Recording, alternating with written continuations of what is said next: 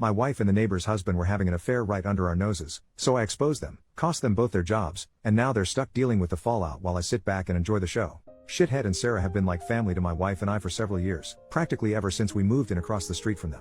The four of us were extremely tight. Our kids are the same age as theirs and are all good friends. We were one big family unit. We did dinner together a few times a week. We even went on vacations together. I truly saw Shithead as a brother, and my wife and Sarah were very close too. 5 months ago, I was completely blindsided by the discovery of an affair between my wife and Shithead. My wife had left her email open on our computer, and I saw an email from her to her longtime therapist saying that Shithead would be joining her at an upcoming session again. What the heck? My mind started racing. Why in the world would Shithead be going to her therapy sessions without my knowledge? I did a search and found some other emails to and from the therapist proving that Shithead had been going to sessions together with her for about 6 weeks.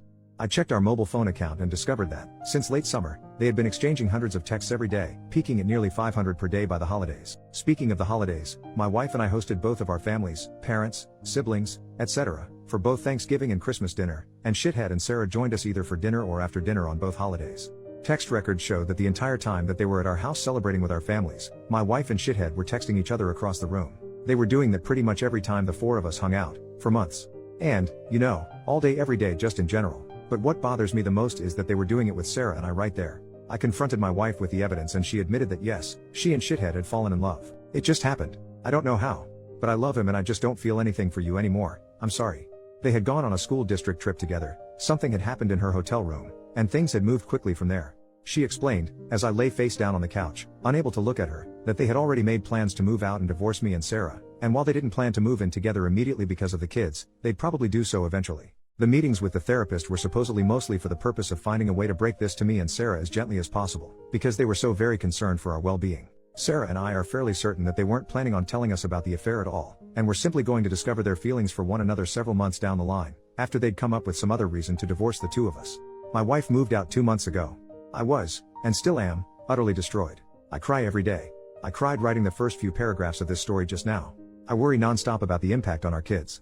But I am also not exactly a shrinking violet when I feel that I've been wronged. And in this case I was, objectively, very very wronged. So, a couple of years ago, Shithead ran for a Board of Education seat as a pretty extreme underdog. I helped him with his campaign materials and debate prep, and my wife, a well-known school district employee, this becomes important later, got the word out as best she could. Much to our surprise, he actually won in a squeaker, by just a few dozen votes. Being on the board became the center of Shithead's world. He joined every committee that he could.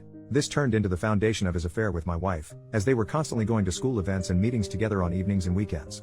Once I discovered the affair, my thoughts turned pretty quickly to revenge, and it occurred to me that an extramarital affair between a member of the Board of Education and an employee of the school district was at least bad politics and possibly violated district policy.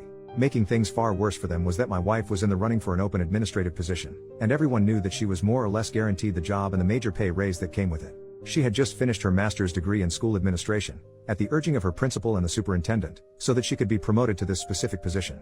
I had plenty of evidence of the affair, like texts from both of them admitting to it, text records showing that they were texting hundreds of times a day, emails to and from the therapist, etc.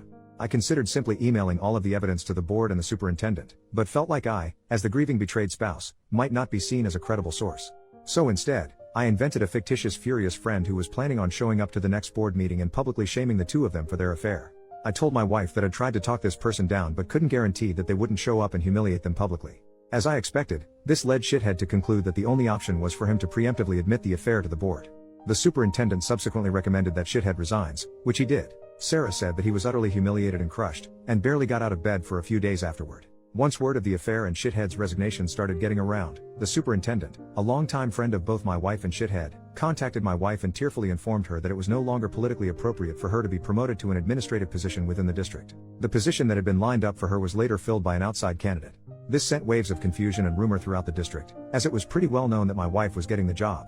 The day after she was informed that she wasn't getting the promotion, my wife and I, despite our crumbling marriage, took our son out to breakfast together on his birthday, and a parent stopped by our table to congratulate her on her new role. She said, "Thanks," then excused herself to go cry in the bathroom for a while. I let the dust settle for a couple of weeks, and then, right before my wife moved out, let them in on my little secret. There was never a furious friend threatening to expose them in the first place. It was just me. Word of all of this has gotten around our fairly small town, which Shithead grew up in and my wife has worked in for nearly 20 years. My wife refuses to talk to me about how things are at work now, but I've heard from some people I know in the district that her formerly spotless reputation has taken a major hit. Shithead, formerly a gregarious social presence in our neighborhood and at events and pubs in town, has completely gone underground and barely emerges to mow his lawn. He's moving out soon, to a crappy little townhouse which is all he can afford due to all the child support he's going to have to pay his wife. My wife and Shithead claim that they plan on trying to make things work together, despite all the public humiliation. I wish them lots of luck with that. I'm sure it will be a lot of fun to show their faces together in town. Relevant comments. Commenter, are you and Sarah a thing now? You should totally be a thing, that would be awesome. No. We're friends. We've been incredibly important to each other since this all started and have certainly gotten a lot closer, but not in the way everyone's thinking. This would all be so much harder to deal with if I didn't have her to lean on, and she says she feels the same way about me. We're going through basically the exact same situation with the same players, after all. Shithead hasn't moved out yet. Once he does, we plan to go back to getting the kids together more often like they used to. It'll never be the same, of course.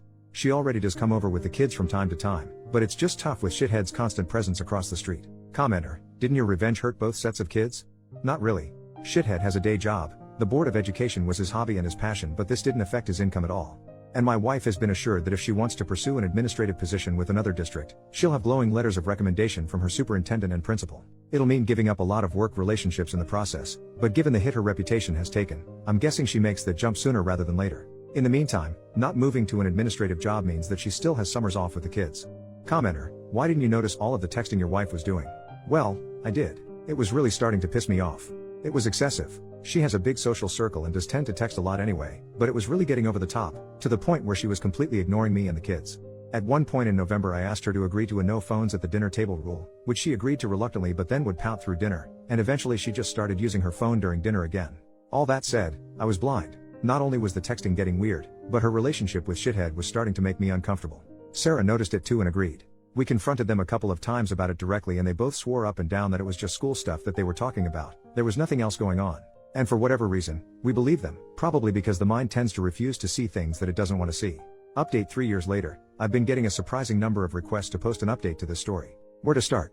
It's been a bizarre few years, especially with COVID thrown in the mix, which I somehow still have never caught, despite my kids getting it twice each. Thankfully just mild cases. Well, at the time that I posted the original story, I was obviously a wreck. Things actually got significantly darker for a while after that. My ex decided to start bringing Shithead around our kids just a few months after she moved out, which was really hard for me to deal with. I'd never really dealt with serious depression before, but things got bad enough that my doctor more or less forced me to start on an antidepressant because I admitted to him that I was thinking about taking my life pretty frequently. I think this is where I should mention, trigger warning for the rest of this paragraph, I had a very specific plan and everything I needed to do it. The one thing that gave me any kind of relief was telling myself that if life got any more unbearable, I had a way out. So yeah, stuff got bad, but I'm still here, and thankfully I don't think about that option anymore. I reluctantly decided to dip my toe into the online dating world, and after a number of short-term things that didn't pan out, I actually connected with someone, much to my surprise. We'll have been together for 2 years next month. She's absolutely amazing. We don't live together, and for the time being we're both good with seeing each other a few times a week. Would I love to see her more? Yep. Am I ready to live with someone again and go all Brady Bunch with our respective kids? I'm not sure. For the time being, we have a lot of fun together, and that's more than good enough for me. As far as things stand with my ex and Shithead, they're still together, but there seems to be trouble in paradise because my kids report that they almost never see him anymore. My kids don't like him at all and they just avoid him when he's around, according to my older one. When all of this started, she had seemed confident that they'd be living together pretty soon, but they still don't, and as far as I know there are no plans in the works for that. They did buy a boat together, which I find hilarious for some reason. It just seems like the classic affair couple thing to do. Sarah took a long time to accept that her marriage was truly over, but once she did, she really did an admirable job of moving on. She engrossed herself in home improvement projects, she remains the same incredible mom that she's always been, and she's been in a friend with benefits type relationship, which is all she wants right now, with a nice, funny guy for almost 2 years. We hang out here and there, especially when my pool is open in the summer. We aren't nearly as dependent on each other as we were in the beginning, but we're still close friends. And no, still nothing more than that, which I'm glad about because the one thing this situation definitely never needed was more drama. My ex left the school district she was working for and took a job in a neighboring district. I have no idea what Shithead is up to, nor do I care. I hardly ever see him except at the occasional school event. For a while there, I was worried that he'd look at me the wrong way and I'd wind up in jail for knocking him out in an elementary school cafeteria or something, but I just don't care enough about him anymore for that to be a concern. So, all in all, life is pretty okay right now. I do miss being a family. I still have nightmares about all of this stuff and deal with intrusive thoughts at times. I fall asleep to audiobooks now to keep those thoughts at bay, otherwise I still struggle to sleep sometimes. But my girlfriend is amazing. I have an incredibly supportive family. I just officiated my sister's wedding a couple of months ago, and I have a big dog who needs lots of walks and that's a huge help for me on so many levels. I hope that update answered people's questions. Thanks again for all of the support.